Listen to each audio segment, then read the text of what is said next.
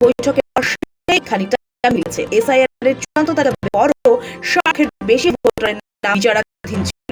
সেই জটিলতা সুপ্রিম কোর্টের নির্দেশে ভিড় থেকে জুডিশিয়াল আনা হয়েছে।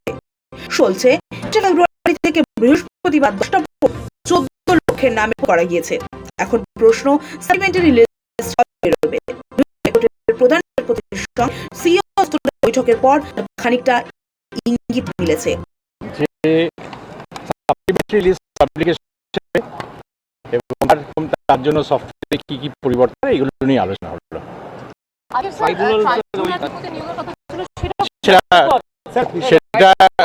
সেটা অনারেবল চিফ জাস্টিস তিনি বলে সেটা ওনারা ঠিক করবেন কখন। গত মঙ্গলবার সুপ্রিম কোর্টের প্রধান বিচারপতি সূর্যকান্ত বিচারাধীন ভোটার সংখ্যা নিয়ে ট্রাইব্যুনাল নির্দেশ দেয়। কলকাতা হাইকোর্টের প্রধান বিচারপতির পরামর্শ ট্রাইব্যুনাল বেঞ্চ তৈরি করা বলে জানা গিয়েছে। সেই নির্দেশ পেয়েই বৃহস্পতিবার কলকাতা হাইকোর্টের প্রধান বিচারপতি সুজয় পালের সঙ্গে বৈঠকে বসেন মুখ্য নির্বাচনী আধিকারিক মনোজ আগরওয়াল। উপস্থিত ছিলেন মুখ্য সচিব নন্দিনী চক্রবর্তী, ইলেকশন অবজারভার সুব্রত গুপ্ত, কলকাতার পুলিশ কমিশনার সুপ্রতিম সরকার, ডিজি পীযূষ পান্ডে। সেই বৈঠকে সাপ্লিমেন্টারি লিস্ট প্রকাশ নিয়ে বিস্তারিত আলোচনা হয়েছে বলে জানা গিয়েছে। সাপ্লিমেন্টারি লিস্টে থাকা ভোটারদের নাম কিভাবে ওয়েবসাইটে তোলা হবে তা নিয়ে কথা হয়েছে। পরামর্শ দিয়েছে সুব্রত গুপ্ত, মনোজ আগরওয়ালরা। সব ঠিক থাকলে আগামী সপ্তাহে তালিকা প্রকাশ হবে। সাপ্লিমেন্টারি লিস্ট প্রকাশ কমিশনের সফটওয়্যার পরিবর্তন হবে। এর জন্য কমিশন সময় চেয়েছে। সম্মত হয়েছে কোঅর্ডিনেশন কমিটি। বিচারাধীন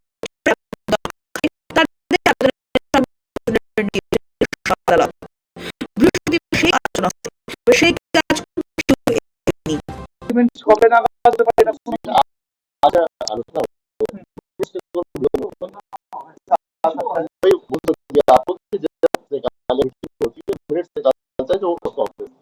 গত মঙ্গলবার কোর্টে এসআইআর এর মামলা নিয়ে সবচেয়ে কৌতূহল ছিল শীর্ষ আদালতের কোনো অন্তর্বর্তী নির্দেশের ফলে ভোট ঘোষণা পিছিয়ে যাবে কিনা, কারণ 60 লক্ষের বেশি আবেদন এখনো বিবেচনাধীন রয়েছে। কিন্তু দেখা গেল সেদিন শুনানির সময় এ ব্যাপারে আইনজীবীরা আবেদন জানালেও সুপ্রিম কোর্ট কোনো আমল দিল না। বরং প্রধান বিচারপতি সূর্যকান্তর নেতৃত্বে 3 বিচারপতির বেঞ্চ জানিয়ে দেয় জাতীয় নির্বাচন কমিশন ভোটের নোটিফিকেশন জারি করতেই পারে। সৌভিক সান্যালের রিপোর্ট, সময় কলকাতা।